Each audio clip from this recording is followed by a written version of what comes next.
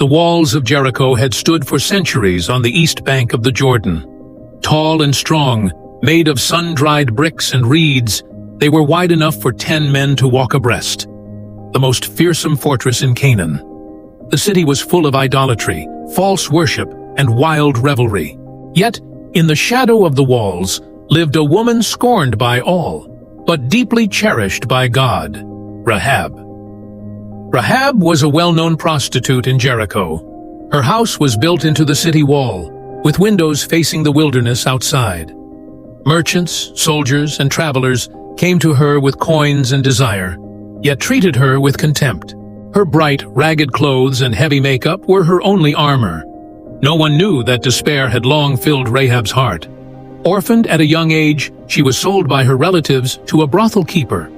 From an innocent young girl, she was slowly forced into becoming nothing more than a tool to please men. She never believed in the idols worshipped as gods. They could not save her from suffering, wipe away the shame upon her, or give her even the faintest glimmer of hope. That autumn, the waters of the Jordan receded, and the reeds in the wilderness turned golden. Two strange men slipped quietly into Jericho. Dressed in simple linen, with sharp eyes and cautious bearing, they were neither merchants nor travelers. They were spies of the Israelites, sent by Joshua to scout out Jericho and prepare the way for the Israelites to cross the Jordan and take possession of Canaan. The people of the city soon noticed the two strangers, and rumors spread. The king of Jericho had long heard that the Israelites were God's chosen people, invincible since leaving Egypt. Fearing Jericho would be the next city to fall, he immediately sent men to search everywhere, ordering that the spies be captured at all costs. Sensing danger, the two spies fled, hiding wherever they could, but were nearly caught by the soldiers. Just then, Rahab saw them. Looking at the two men, frightened yet resolute, she remembered the stories of the God of Israel. The God who had parted the Red Sea, dried up the Jordan, and delivered his people from bondage. In that moment, she made a decision that would change her life forever. She would save the spies. Rahab quickly opened her door and whispered, "Come in quickly. The soldiers are looking for you. It will be too late if you delay." The spies hesitated for a moment, staring at the beautifully dressed woman with sincere eyes, then rushed inside. Rahab immediately shut the door, covered the window with a thick curtain, and led them to the roof, hiding them among the stalks of flax piled there. Before long, the king's men arrived at Rahab's door, pounding loudly. "Open up! We are searching for spies! We hear 2 Israelites are hiding with you. Hand them over!" Rahab took a deep breath, straightened her clothes, and opened the door slowly, a calm smile on her face. "Gentlemen, you are mistaken. 2 strange men did come here. They said they were merchants, afraid to travel at night, and rested for a while. They have already left toward the Jordan. If you hurry, you may still catch up to them." The soldiers believed her without question. In their eyes, Rahab was nothing but a greedy prostitute. She had no reason to risk her life to protect foreign spies. They thanked her hastily and rushed off toward the Jordan. Only when they were gone did Rahab breathe a sigh of relief. She hurried up to the roof and woke the spies hiding in the flax. The 2 men bowed deeply to Rahab. "Thank you, kind woman. Without you, we would surely have died today. Tell us what reward you desire. Gold, silver, treasure, whatever you wish, we will give it to you." Rahab shook her head. There was no longing for gold or silver in her eyes, only deep longing. "I want no silver or gold. I beg you for one thing only. I have heard that your God is the Most High, full of mercy, saving all who trust in him. I know Jericho is full of wickedness, and soon your people will attack this city, and it will be destroyed. When you capture Jericho, please do not kill me or my family. Spare our lives." With that, Rahab took out a scarlet cord and handed it to one of the spies. "Tie this scarlet cord to my window as a sign. When your soldiers see it, they will know this is my home. Do not harm anyone here, my father, mother, brothers, sisters, and all who live in my house."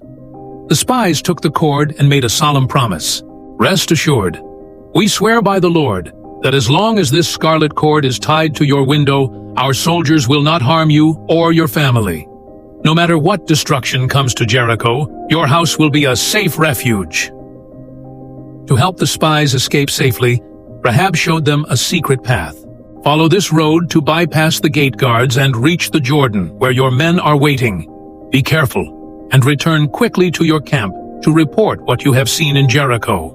The spies thanked her again, slipped out of the city along the path, crossed the Jordan safely, and returned to the Israelite camp, telling Joshua everything that had happened and Rahab's request. When Joshua heard their report, he was deeply moved. "Though Rahab is a prostitute, by faith she risked her life to protect our spies.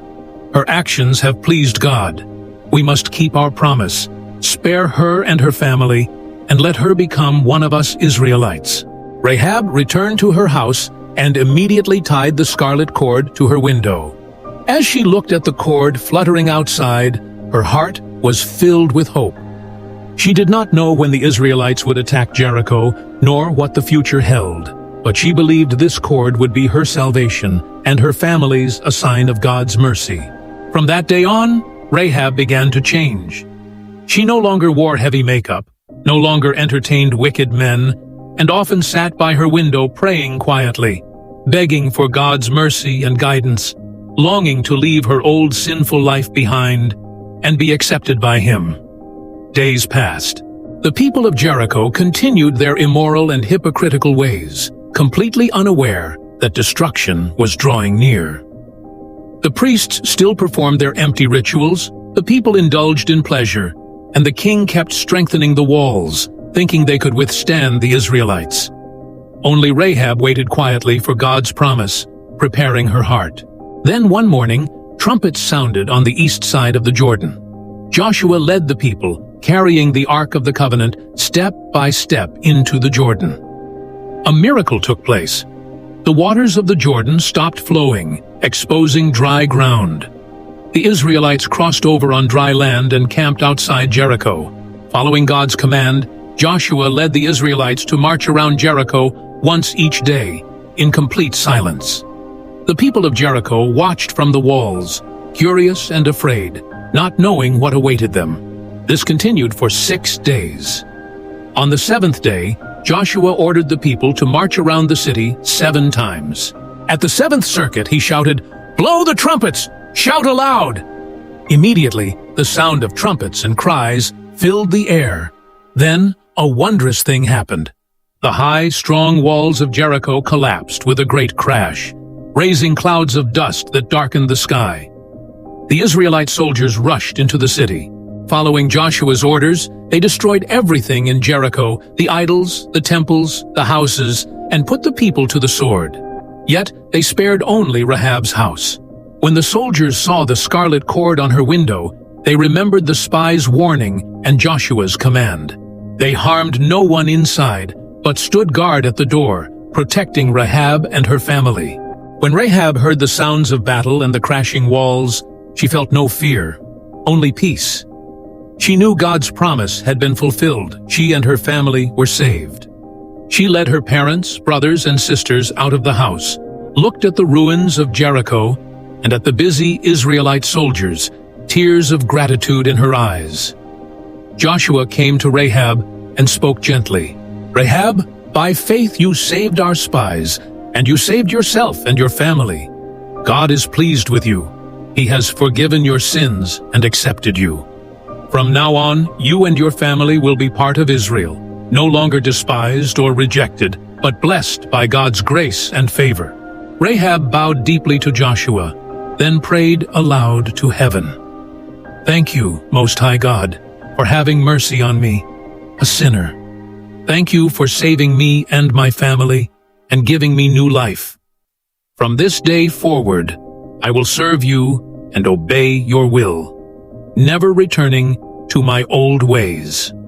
From then on, Rahab and her family settled among the Israelites. She completely turned away from her past sin, washed away her shame, and became a woman who feared and served God.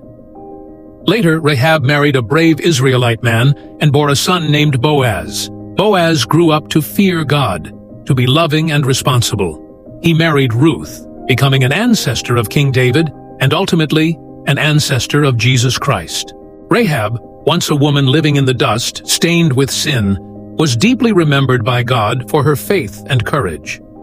Her story is written in the Bible, a model for all who believe and seek God. That scarlet cord was not only a sign of salvation for Rahab and her family, but a sign of God's mercy and grace. The walls of Jericho have long crumbled into ruins, but the story of Rahab lives on to this day.